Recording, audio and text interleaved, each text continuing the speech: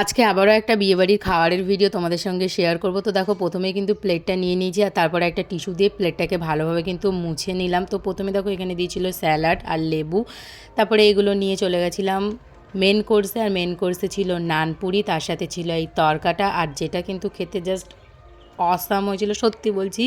মানে আমি এখন এডিট করছি বাট আমার এখনও মনে আছে এই দিনের কথাটা। জাস্ট খুব সুন্দর হয়েছিল তরকা আর এই নানটা খেতে। তো আমি পুরোটা খেয়েছিলাম, যেটা কোনো বিয়েবাড়িতে গিয়ে হয়তো পুরো নান খাওয়া যায় না। তো তারপরে দেখো নিয়েছিলাম রাইস, প্লেন রাইস, তার সাথে ছিল পনিরের একটা আইটেম।